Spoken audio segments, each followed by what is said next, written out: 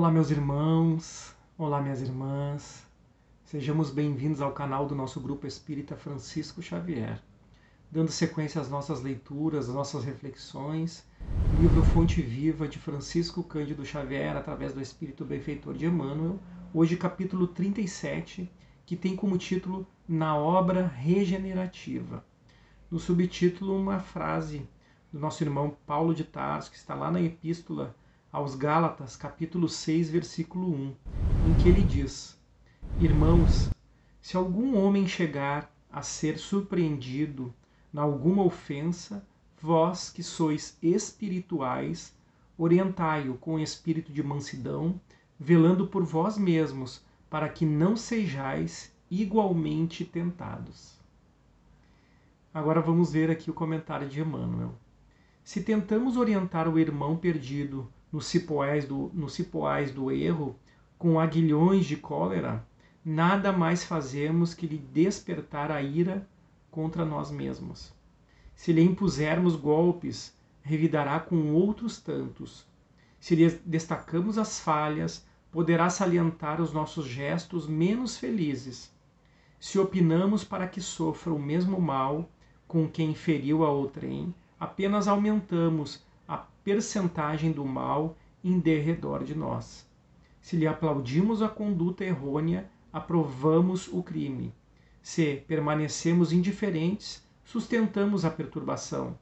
Mas se tratarmos o erro do semelhante como quem cogita de afastar a enfermidade de um amigo doente, estamos na realidade concretizando a obra regenerativa. Nas horas difíceis, em que vemos um companheiro despenhar-se nas sombras interiores, não olvidemos que, para auxiliá-lo, é tão desaconselhável a condenação quanto o elogio. Se não é justo atirar petróleo às chamas, com o propósito de apagar a fogueira, ninguém cura chagas com a projeção de perfume. Sejamos humanos antes de tudo. Abeiremo-nos do companheiro infeliz, com os valores da compreensão e da fraternidade.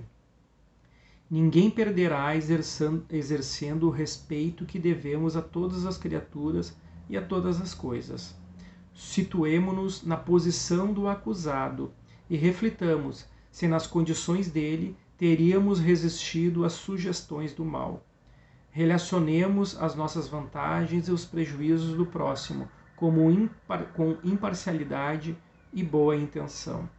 Toda vez que assim procedermos, o quadro se modifica nos mínimos aspectos. De outro modo, será sempre fácil zurzir e condenar, para cairmos com certeza nos mesmos delitos, quando formos, por nossa vez, visitados pela tentação. Emmanuel nos traz aqui, meus irmãos, o cuidado que nós devemos ter ao avaliar um irmão nosso, avaliar um pensamento seu, avaliar um ato seu, avaliar a sua posição perante a si mesmo, perante a sua família, perante a sociedade. Nós temos que ter muito cuidado ao condenar o irmão, ao olharmos com um olhar severo de julgamento sobre aquilo que ele está realizando na sua obra. Ele também está construindo aqui e reconstruindo o seu espírito. Também está conosco lutando muitas vezes contra si mesmo, contra as suas lutas interiores, com o seu aprendizado para escrever aqui um futuro novo, reconstruir o seu espírito. Está recebendo uma oportunidade grandiosa como nós estamos recebendo a nossa. Estamos todos juntos aqui tentando trilhar e fazer uma nova trajetória, cada um com as suas dificuldades, cada um com o seu aprendizado, cada um com a sua história espiritual, uma bagagem de milênios que nós reconhecemos. Hoje, espíritas que somos, através do Consolador, nos reconhecemos irmãos uns dos outros, filhos do mesmo Pai. E graças à misericórdia do Cristo, graças à sua bondade que esteve aqui entre nós, nós temos uma direção hoje a seguir. Nós temos uma luz, a qual nós não podemos negar. Nós espíritas estamos sendo agraciados com essa doutrina que educa os nossos sentimentos, educa os nossos pensamentos, nos coloca novamente no trilho da nossa existência espiritual, nos convida agora a uma reformulação de tudo aquilo que nós não lembrávamos mais, de sentimentos nobres que estavam guardadinhos dentro dos nossos corações, dentro dos nossos espíritos. Por isso, meus irmãos, nós devemos ter muito cuidado com as avaliações que fazemos sobre os nossos atos e principalmente com os atos desses irmãos, para que quando não sejamos visitados, como nos diz Emmanuel, por essas mesmas dificuldades, nós saibamos o que fazer. Saibamos e tenhamos equilíbrio como lidar com esse aprendizado. Muitas vezes a dor bate à nossa porta e nós nos revoltamos. Nós nos sentimos isolados, sozinhos. Verificamos que a nossa fé ainda não é a fé embasada. Nós ainda temos muito a construir dentro de nós. Nós temos ainda um aprendizado grandioso, mas jamais estamos sozinhos. Isso é que nos conforta. Isso é que nos traz a certeza de que o Pai está nos olhando por onde nós estivermos. Está nos auxiliando nessa caminhada. Claro que nos deixa à vontade para escolhermos as nossas trajetórias, decidirmos pelo nosso futuro. Mas isso é respeito, isso é amor. Isso é nos dar condições para que nós possamos crescer espiritualmente. No nosso Evangelho segundo o Espiritismo, no capítulo Bem-aventurados os que são misericordiosos, é o capítulo 10.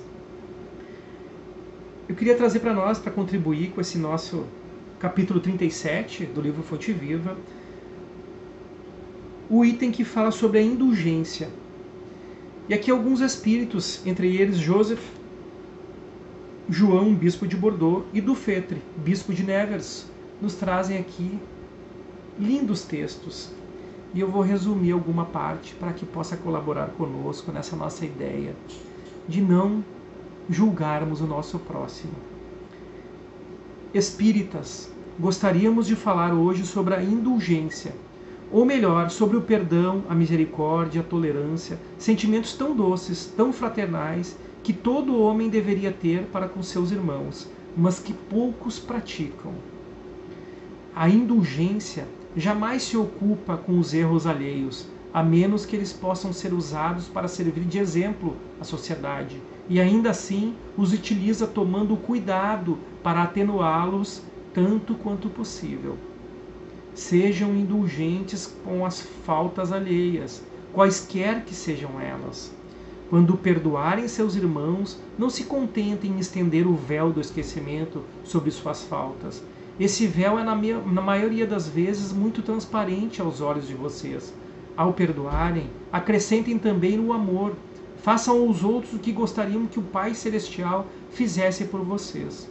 Troquem a cólera, que desonra, pelo amor, que purifica. Preguem dando o exemplo dessa caridade incansável que Jesus ensinou.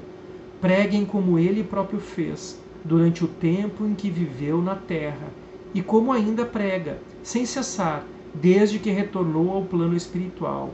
Sigam o divino modelo, sigam seus passos, pois ele os conduzirão a um lugar de refúgio, onde encontrarão o repouso após a luta. Com Jesus, carreguem sua cruz e subam, com coragem, o Calvário, pois no seu cume está a glorificação. Que possamos ser, meus irmãos, brandos, pacíficos, misericordiosos com as nossas faltas e principalmente com as faltas daqueles irmãos que convivem conosco, que são nossos irmãos grandiosos de caminhada. Muito obrigado por mais essa reflexão. Fiquem em paz, fiquem com Deus. Até o nosso próximo encontro.